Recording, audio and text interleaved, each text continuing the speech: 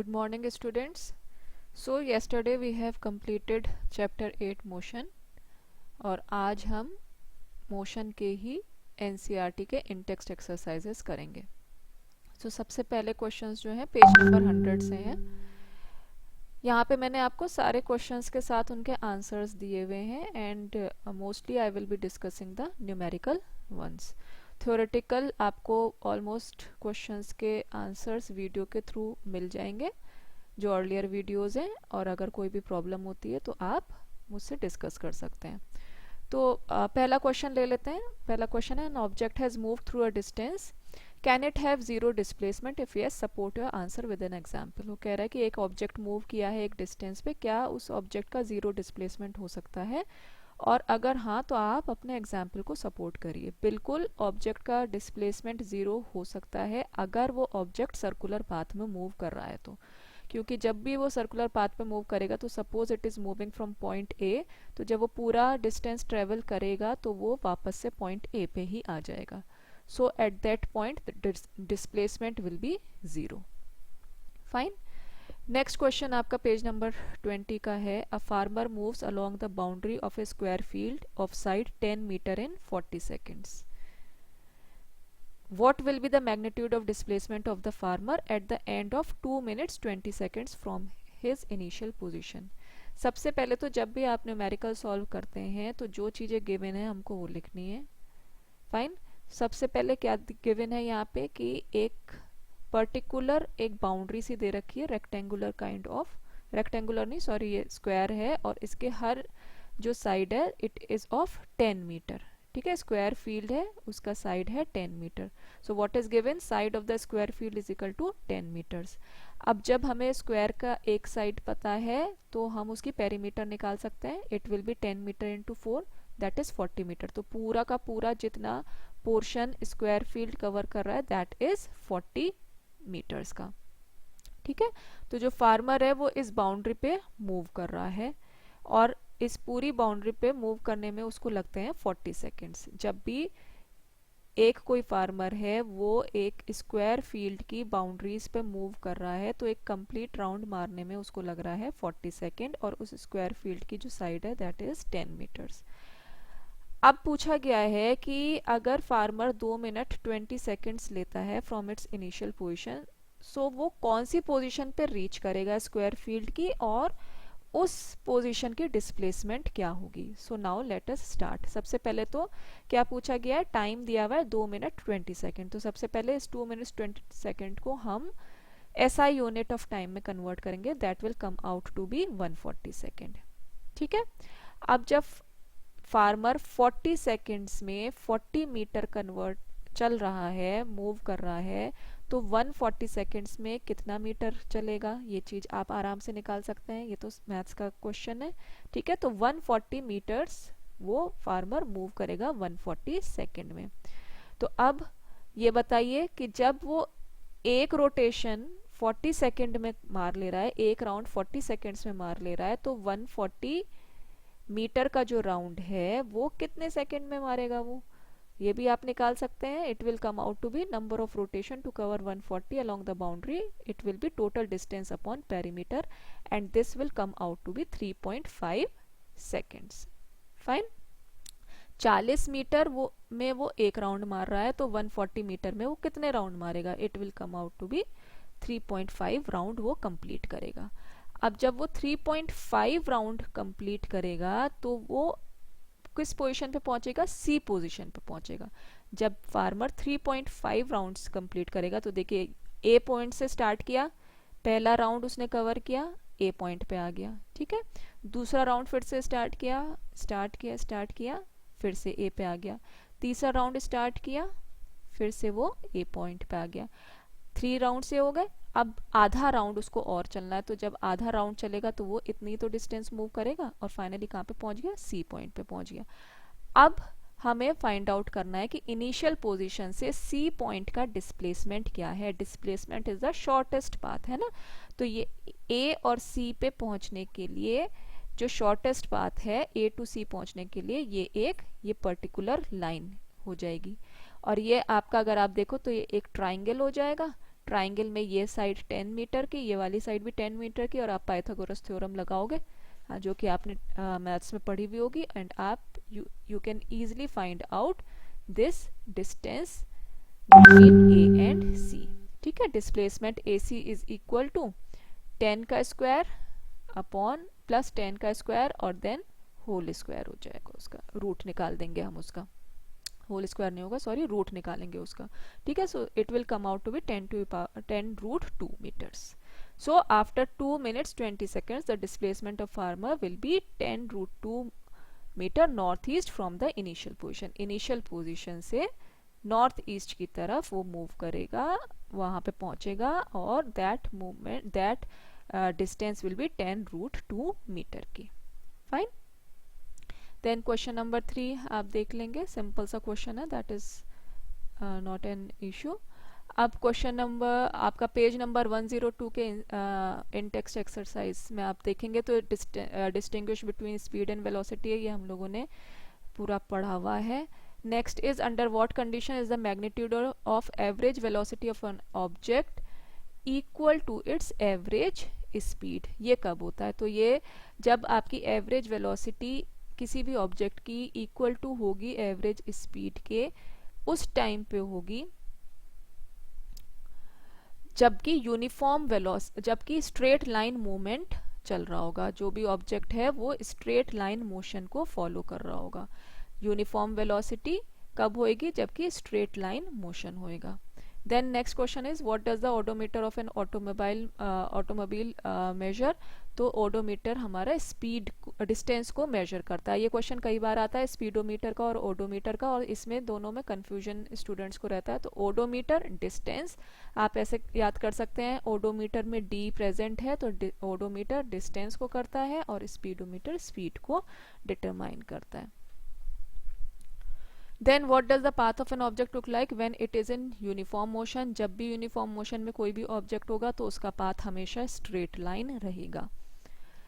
Then question number 5 of page number 102, question क्या है? During an experiment a signal from spaceship reach the ground station in 5 minutes। ठीक है, तो time given है हमको t is equal to 5 minutes। अब क्योंकि ये 5 minutes में है तो we will convert it into seconds. ठीक है, so what was the distance? Next is what was the distance of the spaceship from the ground station? अच्छा, डिस्टेंस हमको निकालना है। And the signal travels at the speed of light that is 3 into 10 to power meter per second. Okay, so it is very easy. Speed आपको given है 3 into 10 to power 8 meter per second.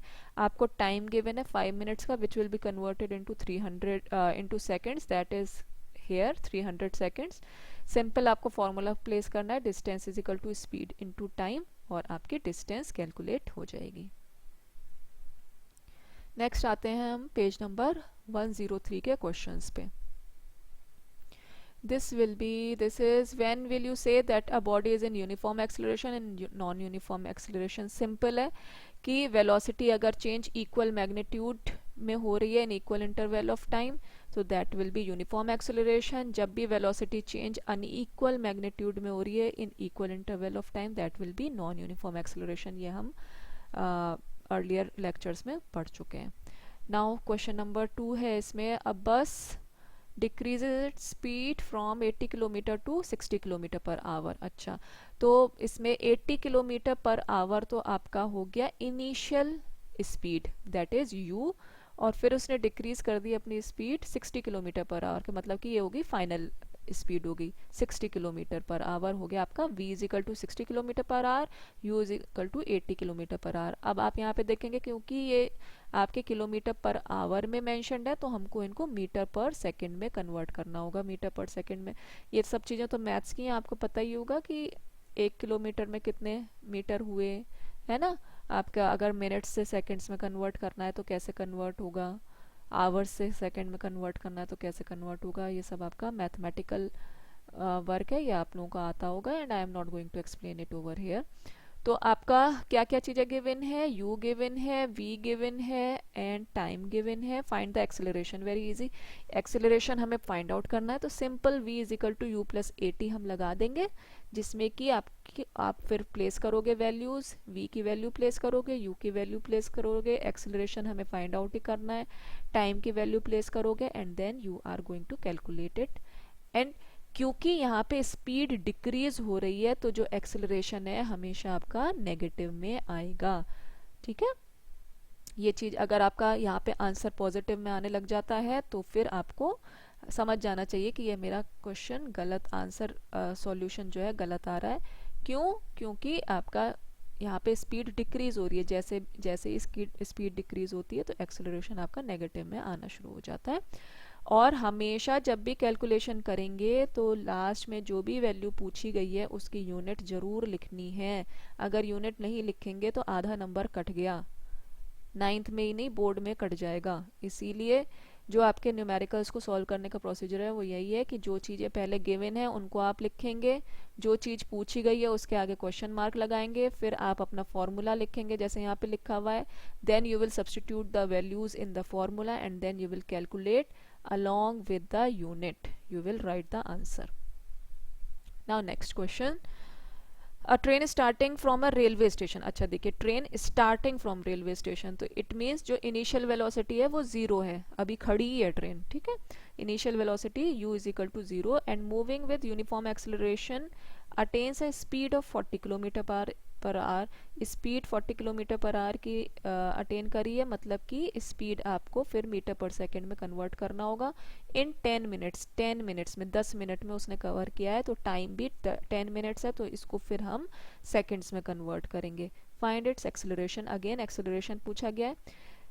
Again we are going to follow the same rule. We have to write first of all what is given, then we have to write what is asked, then we have to write the formula and then start solving. So what is given? Initial velocity u is equal to 0, final velocity थी 40 kilometer per hour की, 40 kilometer per our लिखा और इसको हमने फिर metre पर second में convert किया.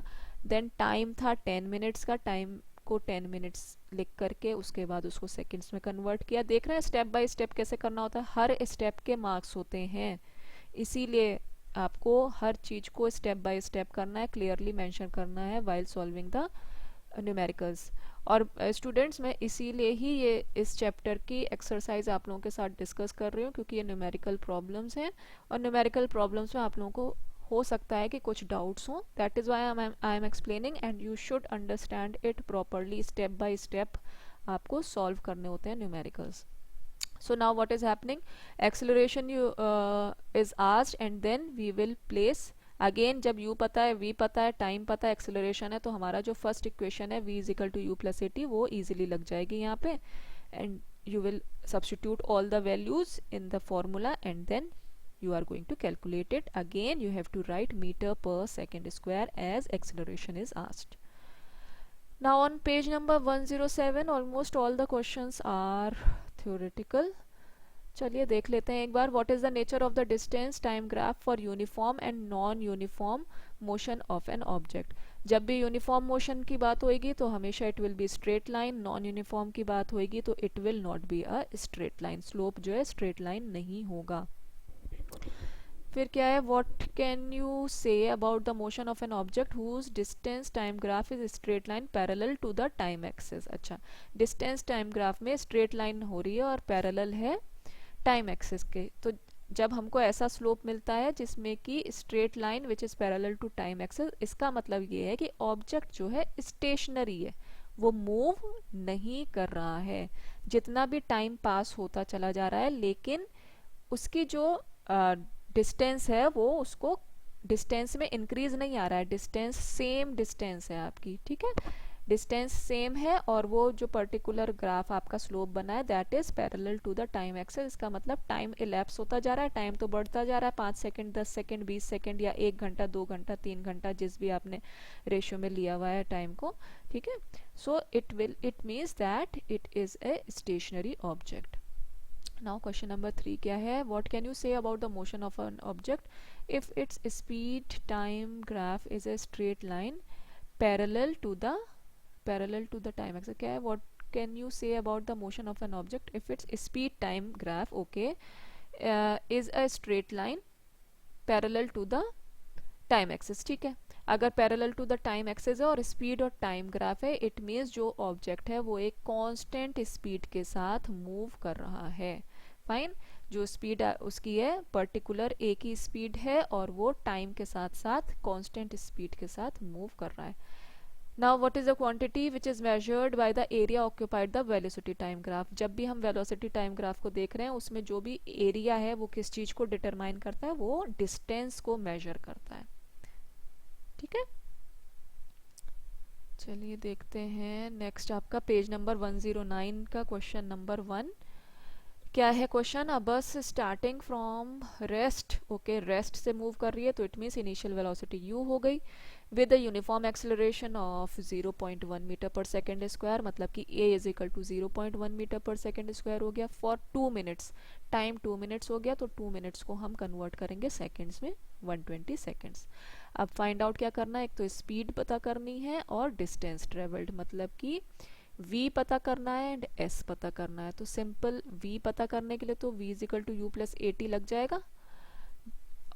ये फॉर्मूले में हम प्लेस करेंगे वैल्यूज. हमारा v की वैल्यू आ गई 12 metre per second. Distance travelled के लिए आप s is equal to u t plus half a t square से भी कर सकते हो, या फिर v square minus u square is equal to 2as से भी कर सकते हैं. ऐसा नहीं है कि यहाँ पे सॉल्यूशन में s is equal to u t plus half a t square से करा है तो आप दूसरा वाला इक्वेशन नहीं यूज कर सकते. आप बहुत आराम से कर सकते हैं, क्योंकि v square minus u square equal to 2as में भी आपका v की वैल्यू यहाँ से मिल जाएगी आपको कैलकुलेट होकर के. u की वैल्यू ये रही, एक्सिलरेशन की वैल्यू ये रही, और आपको निकालना डिस्टेंस ही है. तो दोनों में से कोई सा भी आप फॉर्मूला यूज करके उसमें सब्स्टिट्यूट करके वैल्यूज एंड कैलकुलेट कर सकते हैं. Fine. Now next question number 2. A train is travelling at A speed of 90 kilometer per our. Okay, तो u आपका 90 किलोमीटर पर आवर हो गया. ब्रेक्स आर अप्लाइड, और 90 किलोमीटर पर आवर की स्पीड पे चलने पे उसने ब्रेक लगाए. तो अब ठीक है, so as to produce a uniform acceleration. जब ब्रेक लगाए हैं तो एक्सेलरेशन माइनस में आएगा, जैसा कि मैंने आपको पहले बताया है. तो acceleration is equal to minus 0.5 metre per second square. Find how far the train will go before it is brought to rest. अच्छा, before it is brought to rest, तो फाइनल वेलोसिटी क्या होगी? 0. ठीक है, ट्रेन चल रही है 90 kilometer per hour की रफ्तार से. ठीक है, तो its initial velocity is 90 kilometer per hour. फिर ब्रेक लग गए ट्रेन में, उसका acceleration at that time minus 0.5 metre per second square था. ठीक है, नाउ इट इज आस्किंग कि कितना डिस्टेंस ट्रेन ने मूव किया है रेस्ट पे आने से पहले. रेस्ट पे आएगी तो उसकी वेलोसिटी चेंज हो गई, वेलोसिटी कितनी हो गई? 0 हो गई, and that will be the final velocity. तो u is equal to 90 kilometer per hour है, इसको आप मीटर पर सेकेंड में कन्वर्ट करेंगे. Final velocity v is equal to 0, acceleration is equal to minus 0.5 metre per second. Distance travelled हमको निकालना है.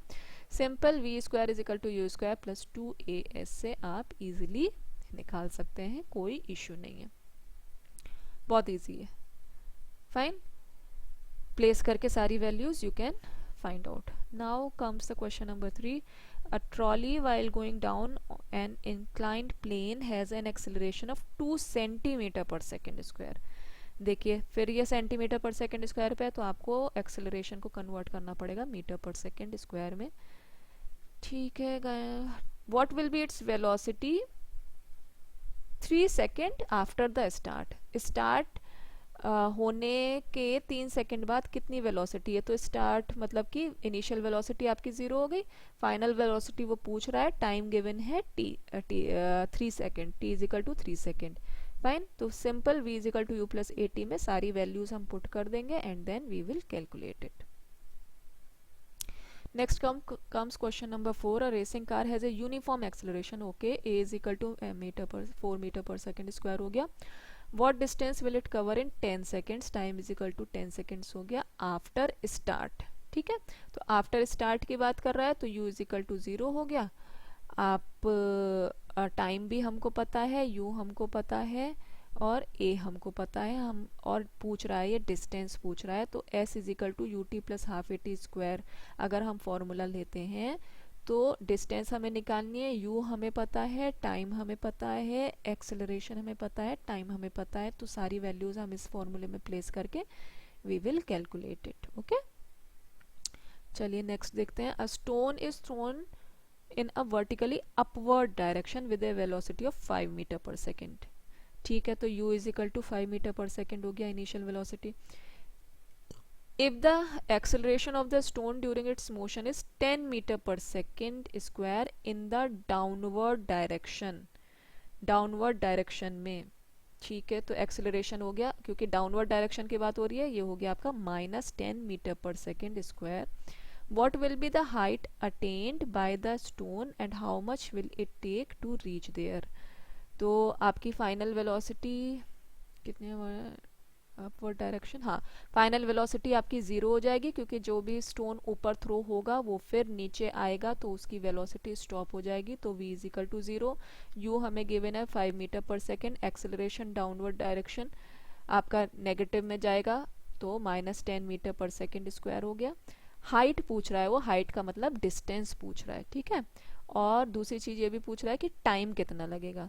तो अब हम v square is equal to u square plus 2as वाले फॉर्मूले में हम वैल्यूज अगर पुट करेंगे तो हमें डिस्टेंस पता चल जाएगी। जब हमें डिस्टेंस पता चल गई, फिर हम v is equal to you plus a t वाले फॉर्मूले में सारी वैल्यूज प्लेस करेंगे और टाइम हम निकाल लेंगे। ओके, सो स्टूडेंट्स, जब भी आप इन इक्वेशंस मोशन के न्यूमेरिकल सॉल्व करेंगे तो आपके 3 इक्वेशंस ही आएंगी। ठीक है, एक तो स्पीड वाला ही फॉर्मूला आ जाएगा, speed is equal to distance into time, ठीक है ना, वो वाला फॉर्मूला आ जाएगा। Distance is equal to speed into time वाला फॉर्मूला आ जाएगा। फिर उसके बाद आपका ये s is equal to u t plus half a t square, v square minus u square is equal to 2as, या फिर v is equal to you plus A t. ये 4 फॉर्मूले हैं जो कि आपके इस पूरे चैप्टर को सॉल्व कर देंगे। तो आपको अगर ये 4 फॉर्मूले याद हैं, एंड देन आपको ये देखना है कि कौन कौन सी चीज़ें गिवन है, लिखना है क्या चीज़ पूछी गई है, फिर उनकी एसआई यूनिट्स को ध्यान में रखते हुए कन्वर्जन करना है। अगर किलोमीटर पर आवर में है तो मीटर पर सेकंड, अगर सेंटीमीटर पर सेकंड स्क्वायर में है तो मीटर पर सेकंड स्क्वायर में आपको डालना है, किलोमीटर में है तो मीटर में चीज़ को डालना है, सेंटीमीटर में है तो मीटर में चीज़ को डालना है आपको। ठीक है, तो ये थोड़ी छोटी छोटी सी चीज़ें जो कि आपको ध्यान रखनी है while solving the numericals. Okay, कोई भी प्रॉब्लम होती है आप प्लीज मेरे से पूछें। Now tomorrow we are going to start with the exercise of NCERT. So these were the in-text questions of NCERT chapter 8 motion. Now tomorrow we are going to start with the NCERT exercise. Okay, thanks a lot.